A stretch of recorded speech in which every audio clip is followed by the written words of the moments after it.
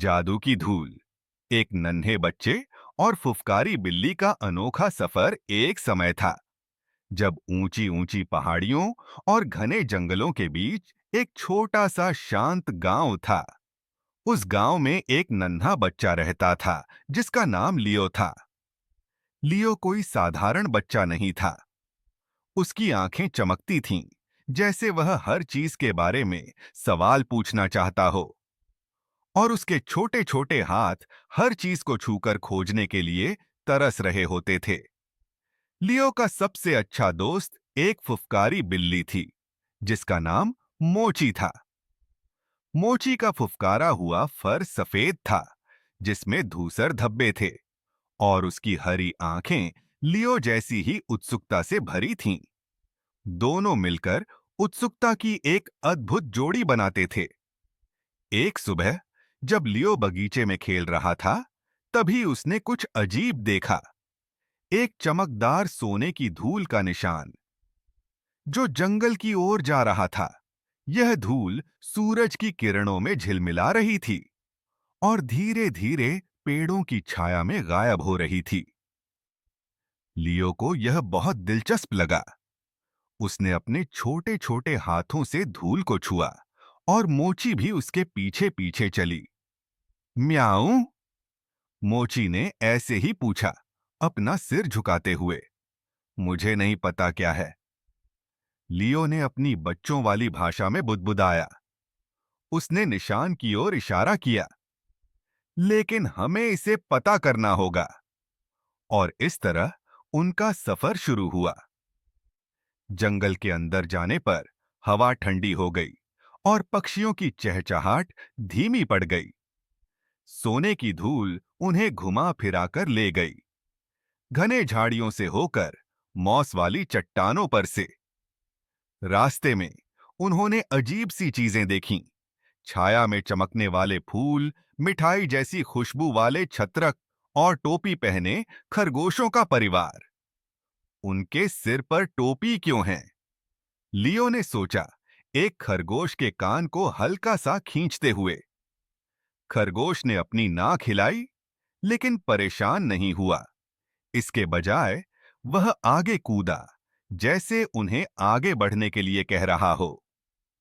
मोची ने प्यार से लियो के गाल से रगड़ते हुए कहा, यह जगह जादुई है। अंत में एक खुले मैदान में पहुंचे।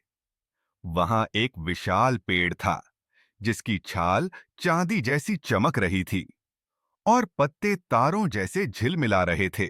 पेड़ के आधार पर एक छोटा सा लकड़ी का दरवाजा था, जो लियो और मोची के लिए बस उतना ही बड़ा था कि वे अंदर जा सकें।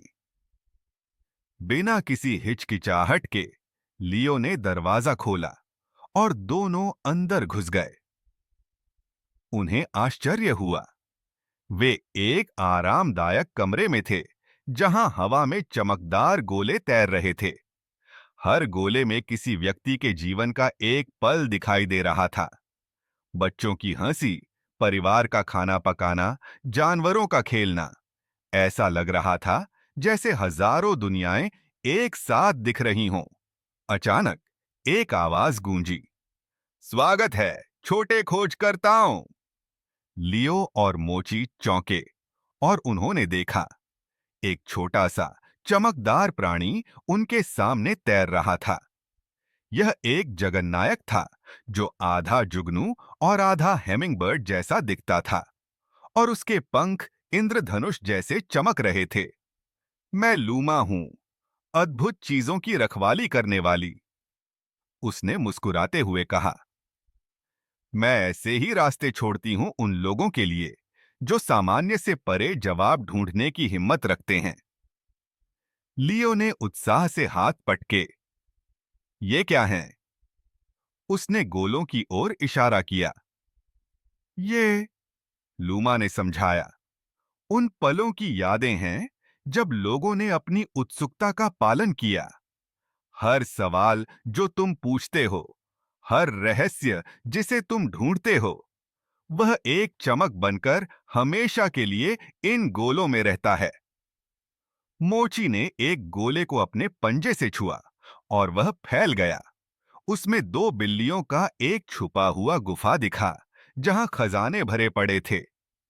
लियो हंस पड़ा और दूसरे गोले को छूने के लिए बढ़ा। इसमें एक लड़का दिखा जो कार्डबोर्ड से रॉकेट बना रहा था, चांद पर उड़ने का सपना देखते हुए। यह बहुत अच्छा है, लियो ने चौंकते हुए कहा। उसकी आंखें आश्चर्य से फैली हुई थीं। लूमा हंसी। उत्सुकता एक शक्तिशाली चीज है प्यारे। यह खोज रचनात्मकता और खुशी की ओर ले जाती है। लेकिन याद रखो, हर जवाब आसानी से नहीं मिलता। कभी कभी तुम्हें धैर्य रखना पड़ता है और खोजते रहना पड़ता है। अचानक कमरा और भी चमकने लगा और गोले उनके चारों ओर घूमने लगे। अब तुम्हें वापस जाना होगा, लूमा ने धीरे से कहा। लेकिन इस पाठ को अपने साथ ले जाओ। कभी सवाल पूछना बंद मत करो और कभी खोजना बंद मत करो। एक चमक के साथ लियो और मोची वापस बगीचे में पाए गए, ठीक वहीं बैठे जहां से उनका सफर शुरू हुआ था। सोने की धूल गायब थी, लेकिन उसकी जगह एक चमकदार गोला घास पर तैर रहा था। लियो ने उसे सावधानी से उठाया और दोनों ने देखा कि उसमें उनके अपने अद्भुत सफर की याद दिख रही थी। उस दिन के बाद लियो और मोची गांव में सबसे ज्यादा उत्सुक जोड़ी के रूप में जाने जाने लगे। वे खोजते खोजते और सपने देखते रहे, यह जानते हुए कि दुनिया अजीब और गरीब चीजों से भरी है जो उनके इंतजार में हैं। और कभी-कभी जब सूरज सही तरीके से चमकता, तो वे सोने की धूल का निशान दूर तक जाते हुए देखते, जो उन्हें अगले बड़े सफर की ओर बुला रहा था। कहानी